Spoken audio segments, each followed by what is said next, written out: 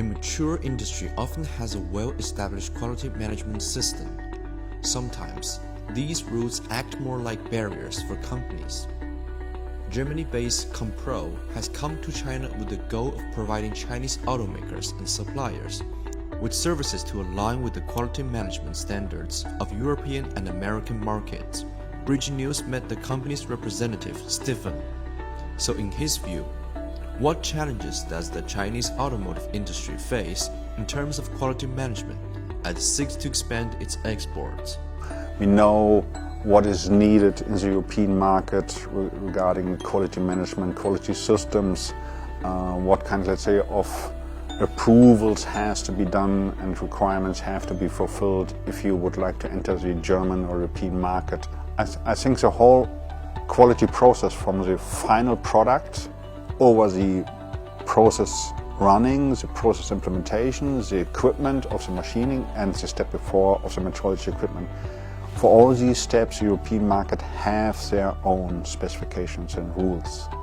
And this may be one of the hurdles which are needed to jump over, I would say, to fulfill these requirements. That's why then the company Compro, means compliant processes, fulfill exactly these steps.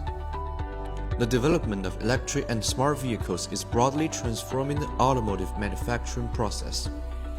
Will the current automotive quality management system undergo changes in response to this trend?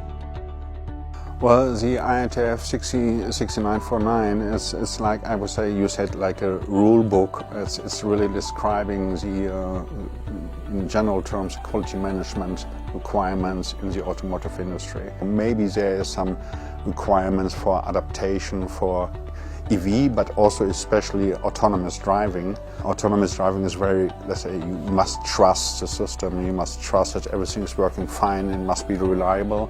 The autonomous driving uses a lot of sensors sitting, let's say, in the car, getting information from everywhere.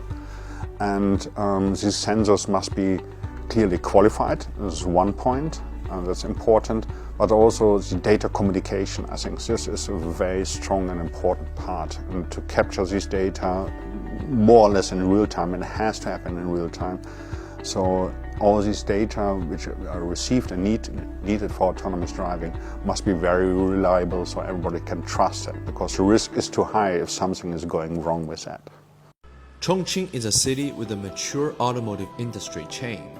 Having visited the city 15 years ago, how does Stephen view Chongqing's development? First time I was here, it's 15 years ago, close to 20 years ago in Chongqing, visiting an automotive company in the engine plant, making engines. And now everything is now moving to EV. I see on the road mostly only Chinese cars with the new technologies, very strongly AI and software driven. So the classical, let's say, petrol engines and so on, that what I see here is not a topic anymore. So I think the Chinese market is also going to define and set standards also for the global market.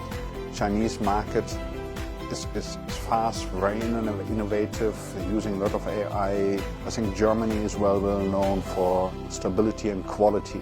This collaboration between China being very innovative, very quick, combines that with German quality. I think this is one of the key partnership and cooperation I see is a good bundle for the next steps and for the future.